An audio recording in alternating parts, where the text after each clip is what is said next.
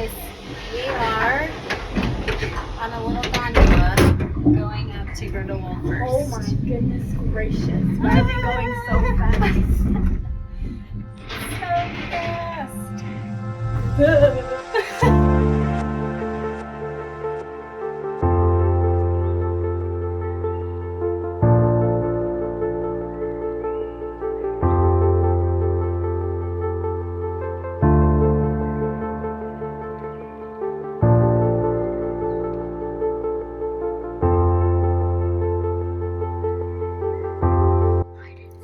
The gondola stopped and we're just like hanging mid-air. We don't really know what's happening.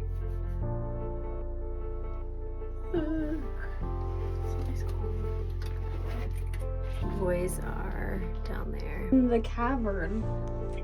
We're in the cavern. I mean, if anybody falls, it's game over. We're dead. Oh, guys, I can see you wave. She's vlogging. I'm vlogging you guys. Hi, vlogger. Hi. Hi. Riley, who fell out? Me. Wait, Riley, do we get out here? Mom, do we get out here? All right, how to get to Grindelwald First. So if you're starting from Lauterbrunnen, you can, if you have a car, obviously you can drive your car to Grindelwald, but you can also take the train from Lauterbrunnen to Grindelwald. Additionally, if you have the Jungfrau travel pass, the ticket up to the Grindelwald First cliff walk is included in that travel pass. So I would recommend looking into that before you spend money on any of the tickets. But essentially, once you get to Grindelwald, it's pretty easy to find. You just go up directly to the Grindelwald First station. And from there, you'll buy your tickets if there's anything additional that you want to do, and then you'll go up into the cable car.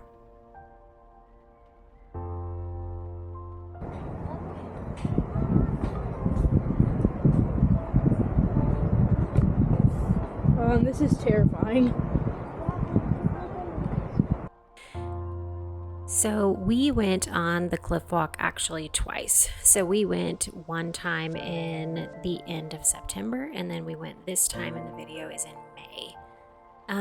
We did have 6 kids with us, and they were a little bit scared. They did warm up to it though, and I will say that the cliff walk is not scary, and I'm one that is afraid of heights. That being said, it felt very safe to me. The kids really warmed up to it. At first, they were very cautious and a little terrified, if I'm completely honest.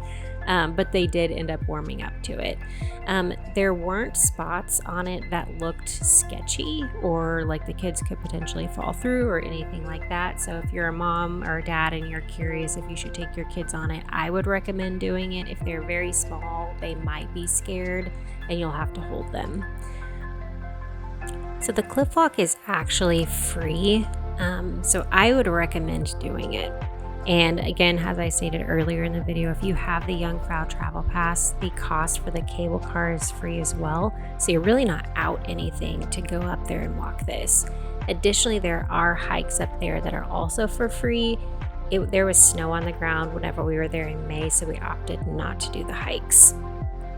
So what I would recommend wearing whenever you're up there, it is breezy, so I would recommend a hat, coat, or at least something warm. If you've got kids with you, hats for them as well. So I would definitely dress a little bit warmer for the cliff walk. And I would also recommend going really early in the morning or late in the day, probably the last cable car up. There are also multiple activities that you can do up there, but those do cost money. So kids under 6 are actually free, and kids 6 to 15 cost money. So you can do it in chunks of 1 activity versus 2 activities. The other activities that they have up there are trotty bikes, the first flyer, which is called the Superman, and then they had just a regular zip line. And I will say the zip lines in Europe are different than the zip lines in the Americas.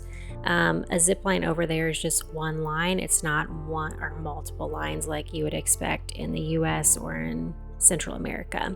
So just keep that in mind.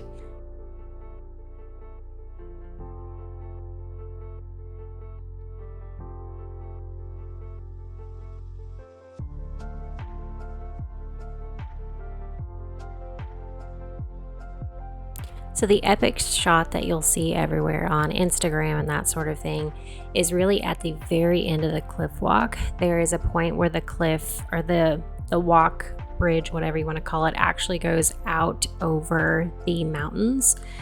It's a very pretty point. Highly recommend going and seeing that and doing that and getting a picture there. Just know that there's going to be a long line. The people there are pretty kind. Some people do take a little bit longer to take their photos than others, so just keep that in mind. But there was a line both whenever we were there in September and then in May. The one in May was longer, so I'd recommend doing this cliff walk in September whenever you're not in peak season, but it is beautiful. So here's the line. This is the view. It's absolutely amazing. All right, we are on the Grindelwald First cliff walk. So we're up here getting ready to take a picture, so I'll show you guys what it looks like. Okay, I'd recommend if you are going to take shots at the end of the cliff walk, just be aware of everybody around you, and they are waiting as well.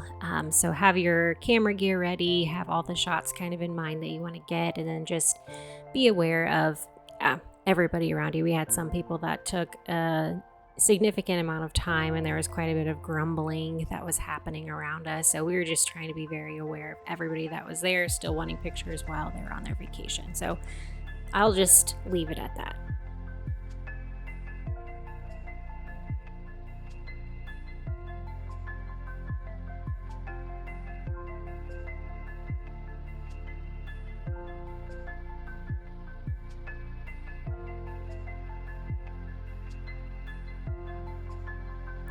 One stop away from the cliff walk is the playground area, and that's also where you can get on the trotty bikes. It was beautiful, like absolutely beautiful. There's also a place to get food there. You can also go to the restroom, that sort of thing. But the playground was epic. I will say that Switzerland has the best playgrounds that I've ever seen for kids.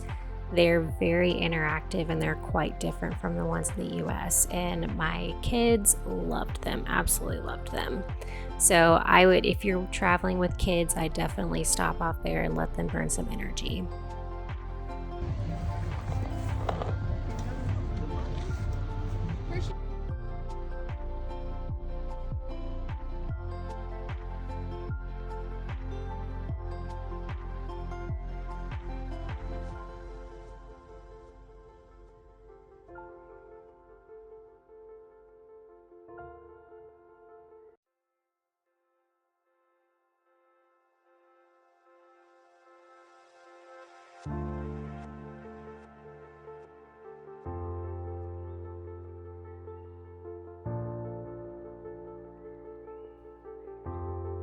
After we left the Grindelwald First, we did go down and get food in Grindelwald, and I will say it was a little bit more expensive than it would be in Lauterbrunnen. It's a little bit more touristy in Grindelwald, but the food was still delicious.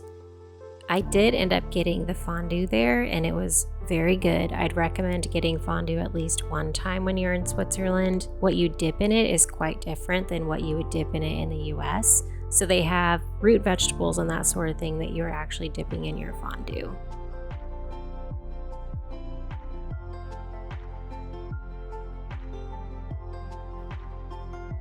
Thanks for being here. That's all we've got for you today. If you find our information useful, please like, subscribe, share, and save. It helps us out here quite a bit.